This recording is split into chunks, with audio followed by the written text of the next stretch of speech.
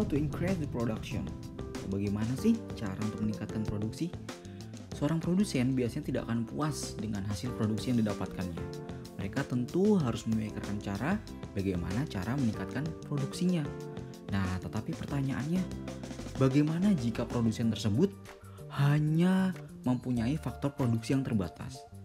Atau bagaimana cara mengoptimalkan jika ternyata produsen tersebut mempunyai cukup modal untuk meningkatkan faktor produksinya? Baik anak-anak, perhatikan. Production can be increased by intensification or extensification.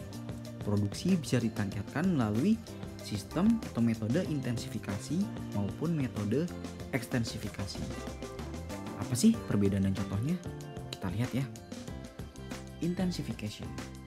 Intensification adalah peningkatan produksi dengan cara mengoptimalkan atau memaksimalkan faktor produksi yang ada tanpa menambah jumlah faktor produksi. Seperti apa sih? Kita lihat ya. Nah, contohnya adalah training employee. Baik anak-anak, pekerja atau employee adalah salah satu faktor produksi yang sangat penting dalam proses produksi.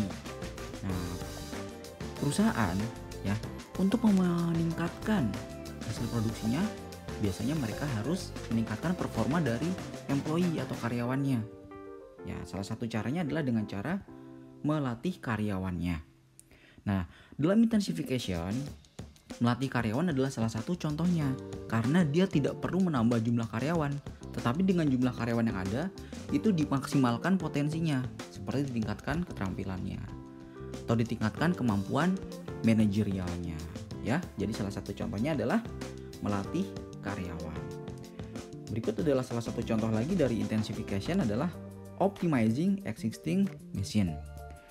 Dalam pabrik, biasanya salah satu faktor produksi tidak hanya karyawan, tapi juga ada mesin-mesin pabriknya. Jika kita menggunakan metode intensifikasi, mesin atau pabrik yang sudah ada, itu perlu ditingkatkan performanya. Misalnya di servis, kemudian perawatan yang rutin, seperti itu. Nah, selain dalam bidang-bidang industri, intensifikasi juga lumrah atau jamak dilakukan dalam bidang agriculture atau di bidang pertanian. Seorang petani yang ingin meningkatkan hasil produksinya tetapi hanya memiliki lahan yang terbatas, biasanya dia akan menggunakan pupuk yang tepat bagi tanamannya agar hasil pertaniannya bisa optimal. Dari sini bisa kita lihat bahwa metode atau sistem intensifikasi bisa dilakukan di berbagai bidang. Kita lanjut ke ekstensifikasi. Ekstensifikasi ini berbeda dengan intensifikasi.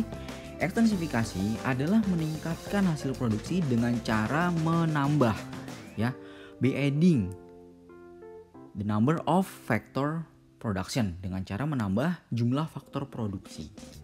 Kita lihat contohnya, hiring new employee. Jika tadi di intensifikasi cara meningkatkan performa atau menambah jumlah faktor produksi adalah dengan cara melatih karyawannya. Nah, di intensifikasi caranya adalah dengan cara merekrut karyawan baru. Dengan rekrut karyawan baru diharapkan performa perusahaan dari sisi ketenaga kerjaan akan meningkat. Kemudian contoh berikutnya adalah membuka cabang baru, anak-anak. Ini banyak dilakukan oleh perusahaan yang mempunyai capital atau modal yang kuat. Biasanya mereka akan expanding atau membuka cabang perusahaan yang baru, ini. Nah, dalam bidang pertanian, biasanya untuk meningkatkan produksi, petani akan membeli lahan baru, membeli lahan baru atau menambah jumlah buruh taninya, atau bahkan dia menambah jumlah kerbau atau bajaknya, dengan cara menambah faktor produksi yang ada. Jadi tidak hanya meningkatkan performa faktor produksi yang ada, tapi dia juga menambah faktor produksinya, seperti itu.